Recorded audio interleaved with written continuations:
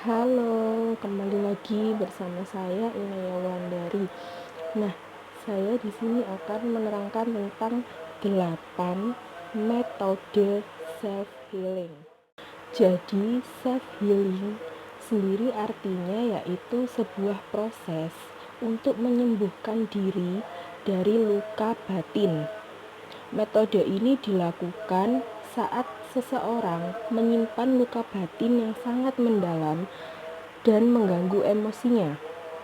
Self healing berguna untuk menyelesaikan unfinished business yang berakibat pada kelelahan emosi di dalam diri seseorang tersebut. Ada 8 metode self healing. Yang pertama ada me time, yang kedua berdialog dengan diri sendiri, yang ketiga berdamai dengan keadaan, yang keempat mindfulness adalah berpikir dengan kesadaran yang penuh, yang kelima self compassion, yang keenam jadikan penyelesaian sebagai kekuatan, yang ketujuh tempatkan masa lalu pada tempatnya, dan yang terakhir yang kedelapan yaitu menulis ekspresif. Nah, kali ini saya akan menjelaskan tentang 8 metode self healing satu persatu. Yang pertama ada me time. Nah, yang dimaksud dengan me time itu adalah waktu untuk diri sendiri tanpa kehadiran orang lain. Contoh yang dapat kalian lakukan saat me time misalnya saat kalian malam hari, kalian membaca buku yang kalian sukai seperti novel atau majalah atau yang lain. Kemudian me time itu dapat dilakukan dengan rebahan. Artinya kalian dapat memanjangkan waktu jam tidur kalian sesuka kalian. Jadi waktu dengan diri sendiri tanpa kehadiran orang lain itu sangat banyak. Ada beberapa tips untuk menciptakan me time kalian sangat-sangat berkualitas. Yang pertama, langsung berdoa atau bermeditasi setiap kalian bangun tidur. Yang kedua, menetapkan 1 hari kerja kalian untuk melakukan aktivitas tanpa orang lain mengganggu diri kalian, seperti shopping atau makan siang di luar sendirian. Yang ketiga, memasang tanda do not disturb di depan pintu ruang kerja kalian selama 15 menit setiap pagi atau sore. Yang keempat, sebisa mungkin tidak membawa pekerjaan kantor ke dalam rumah. Yang kelima, mengunci diri sendiri di kamar sambil melakukan aktivitas yang menyenangkan.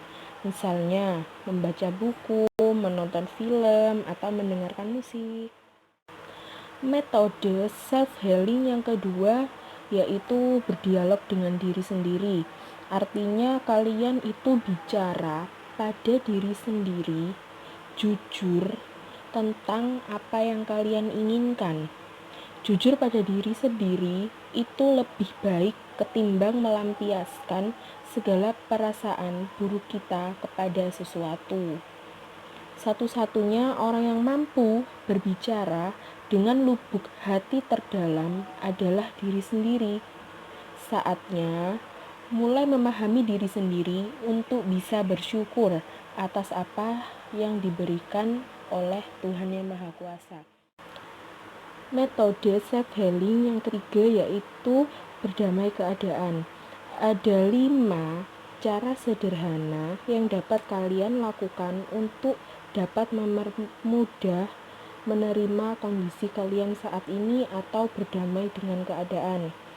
Yang pertama, sebelum mencari solusi, kita harus memahami situasi serta perasaan kita saat ini. Yang kedua, harus bisa menerima kondisi kita saat ini, karena kehidupan itu tidak bisa berjalan dengan mulus sesuai dengan ekspektasi kita, dan tidak terlalu banyak berpikir tentang kondisi orang lain yang berbeda dengan kita.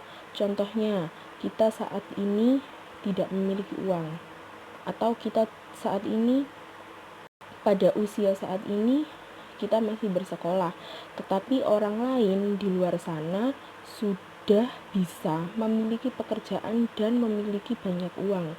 Karena garis kehidupan itu berbeda-beda antara satu orang dengan yang lainnya.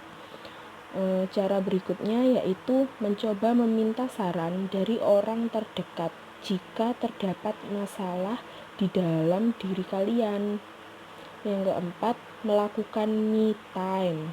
Jadi me time ini bisa menjadi cara untuk lebih memahami sisi lain atau sisi positif di dalam diri kalian.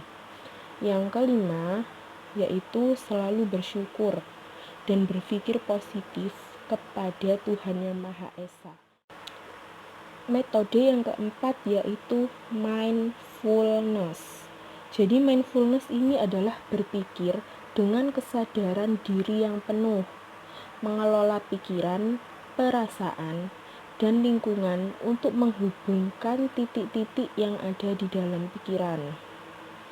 Mindfulness bisa dilakukan dengan berbagai cara. Salah satunya adalah mencari tempat yang sekiranya tenang, hening, dan kalian dapat melakukan introspeksi diri kepada diri kalian. Hampir sama dengan me time ya, tapi ini lebih ke introspeksi diri, fokus terhadap diri sendiri dari segala pikiran yang kita miliki dengan penuh kesadaran. Mindfulness ini lebih baik jika kita melakukannya secara rutin, misal sebelum berangkat sekolah, ke kantor, ke kampus, dan sebagainya. Metode self-healing yang kelima yaitu adalah meningkatkan self-compassion. Jadi self-compassion sendiri adalah kemampuan untuk memahami keadaan emosi diri sendiri dan juga respon emosi atas penderitaan yang dialami, disertai keinginan untuk menolong diri sendiri. Tujuan dari self-compassion ini adalah untuk memahami diri sendiri secara lebih baik.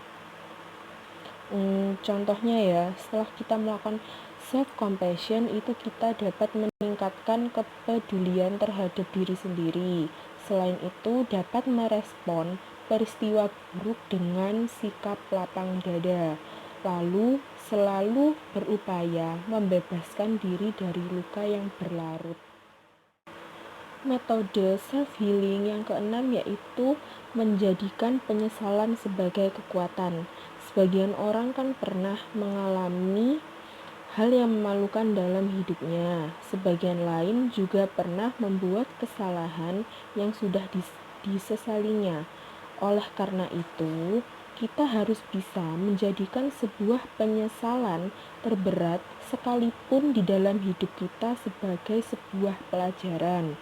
Boleh sekali kita mengingat kejadian itu, tapi kita harus menggunakan sudut pandang yang berbeda. Kita harus berbicara kepada diri sendiri bahwa melakukan kesalahan itu wajar. Yang perlu dilakukan hanyalah belajar untuk tidak mengulanginya. Nah, yang ketujuh, metode self-healing adalah menempatkan masa lalu pada tempatnya. Artinya, masa lalu itu tidak boleh mencampuri urusan kita di masa kini. Setiap orang kan pasti punya masa lalu yang berbeda-beda. Setiap orang juga pasti memiliki masa lalu yang kelam atau masa lalu yang biasa-biasa saja. Tidak semua orang bisa melupakan masa lalu itu secara cepat, secara instan.